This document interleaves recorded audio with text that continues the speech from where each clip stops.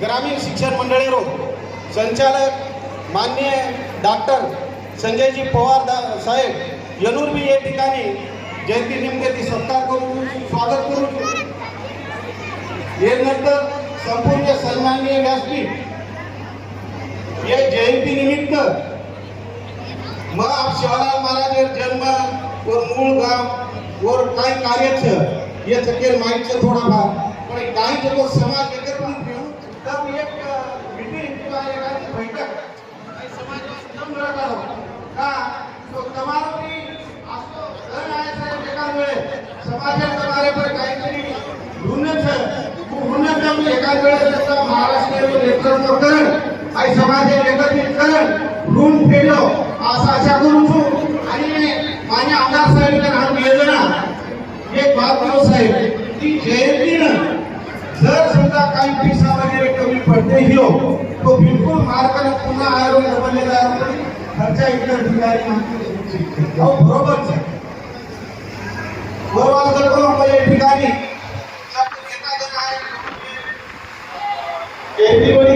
या ठिकाणी पत्रकार बंधू आले त्यांचे मी या ठिकाणी सर्वांचं शब्दशुद्धाने स्वागत करतो आणि जे मला दोन शब्द बोलायला या ठिकाणी समितीच्या मध्ये स्वागत करतो आणि शब्दाला पूर्ण विराम देतो.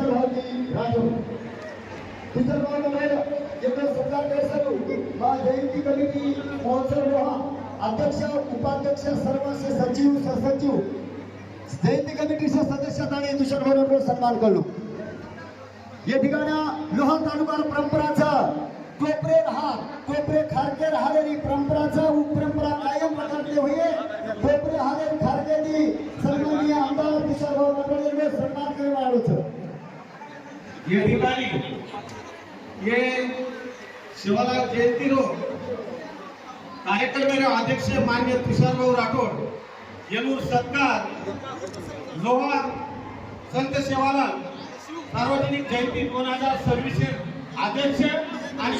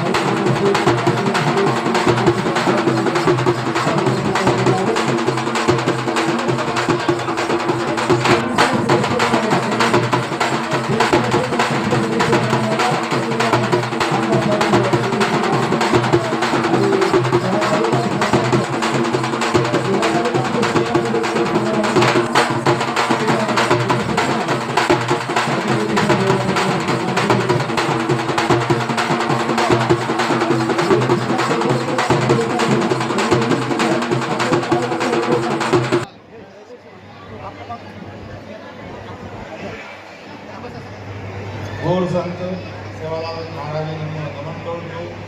स्वर्गीय वसंतराव नाईक साहेबांना नमन करतो आणि मग मार्गी शब्द माननीय आमदार तुषारभाऊ राठोड आगमन हे होतं. आपण वर शब्द सामने सर्व आतुरचा ते कंधार तालुका रो मग स्थानिक कारण મને તમને કંઈ સંદેશ દે सेवालाल महाराज जन्म और कार्य और भजन कीर्तन ये सेवा के शिलमाला मेहली ताब मार संदेशात सेवालाल महाराज ही वैज्ञानिकवादी संत राष्ट्रसंत हिंद लोगो आणि वो जे आपल्याला केमेल होतं आपण वर जे 22 तत्व आहेत ते वो तत्वेकंती आपण थोडा दूर जारे वाटवता हवं और तत्वेर में जब देखे तो आज 250 वर्ष अंगाडी पर्यावरण जंगल निसर्ग पूजा ही अशी वाते केमेल होतं. पण खरं जर देखील लोक वर एक शेवटेला केव्हा येतो की समाज एकत्र रेन जावाचं ही समाज एकत्र रेन प्रकारचा ही अब आपण थोडा हीच भूल जाण्याचा मार केव्हा हीच की आपण जेतोणी वाटा सत्तामध्ये येवळची जे स्थानी आपल्याला काही प्रगती हवाची आणि सत्ताबाई जर वाटा देखे आपण तो अतिशय अल्प आपण वाटा रेल्वेचा हमेशा करता येरो कारण आत्राच की आपले माहीर जी एकीची एकता जे चावत सेवालाल महाराज आपण केवच नको आपण होतीच दूर हेरायचा आणि हीच एक जे कारण येरवडी ते आपण सत्ता माहिती दूर रेलेचा सवार आपण आता कोणशी पद्धती ती कोणशी माध्यम माहिती जना आपण विचार करायचा ध्यान देऊन जर सांभाळते हो तो सवार जिल्हा परिषद पंचायत समिती हे स्थानिक जे काही हाईचं इलेक्शनचं येरमाई समाजाची एकता आणि एकीव प्रदर्शन घेऊन ही यात्री माफक तुम्हाला अपेक्षा करू आणि मग माझे शब्द संपवतो. जय सेवालाल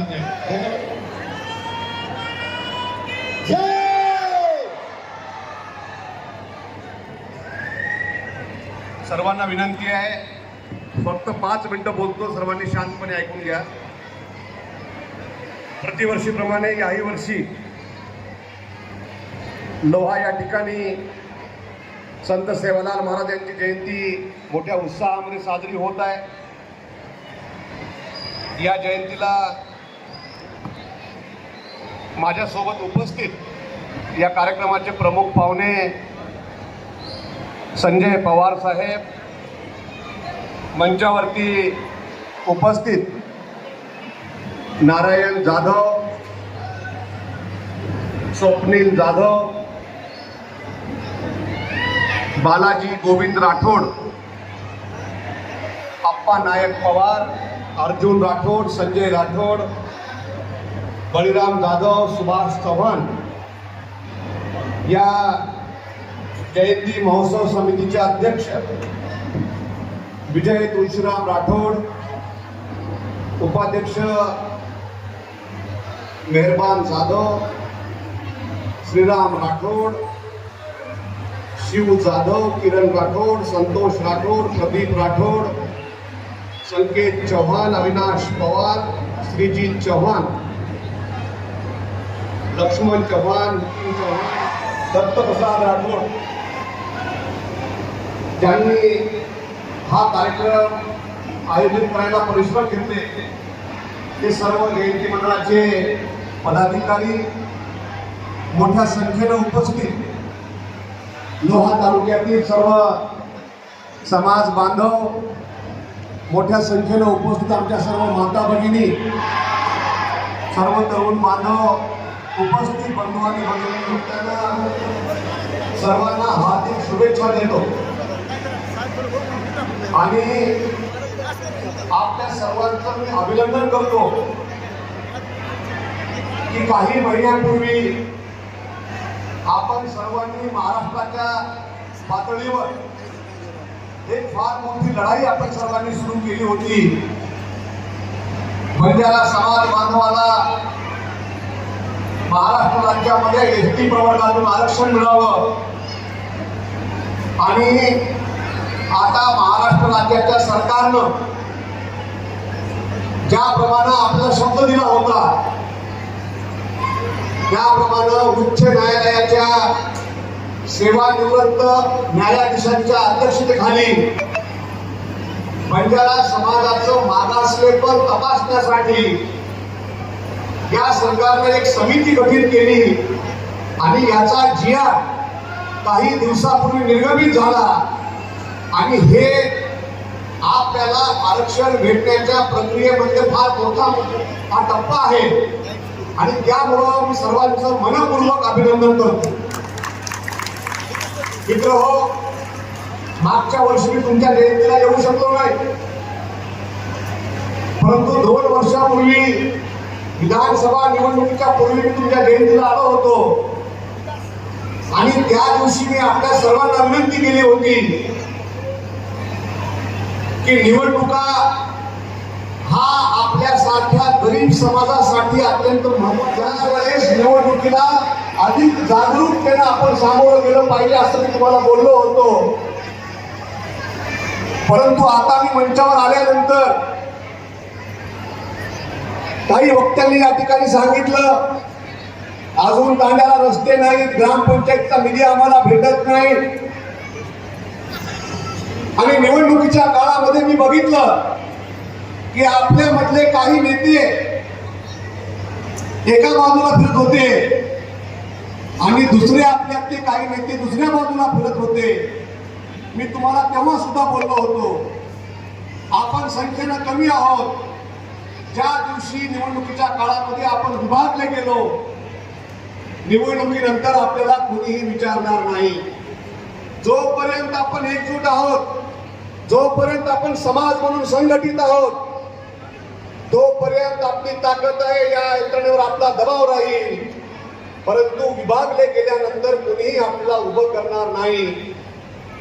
परंतु निवडणुकीच्या काळामध्ये पुन्हा आपण ती चूक केली आणि पुन्हा आता विकासावर आपल्याला लढण्याची वेळ आलेली आहे. त्यानंतर आरक्षणाची लढाई आपण सुरू केली.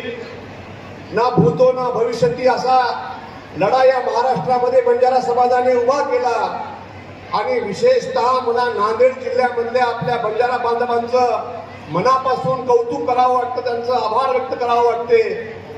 महाराष्ट्रामध्ये बंजारा समाजाचे जेवढे मोर्चे निघाले सगळ्यात मोठा मोर्चा आपण नांदेडला काढला आणि यामध्ये आपल्या सर्व समाजाची एकजूट आपण दाखवून दिली, त्याबद्दल आपले मी आभार व्यक्त करतो. परंतु मित्र हो, आपल्या सर्वांना पुन्हा मला या ठिकाणी हे सांगायचंय. आता मला आयोजक बोलले की निवडणुकीच्या काळामध्ये आम्ही विभागले गेलो आणि अजूनही माणसं एका जागी यायला तयार नाहीत. तुम्ही पुढाकार घ्या, आमच्या सर्वांची बैठक लावा आणि आमच्या सर्वांचं एकमत करून पुन्हा एकदा या तालुक्यामधल्या बंजारा बांधवांना एकत्र आणा.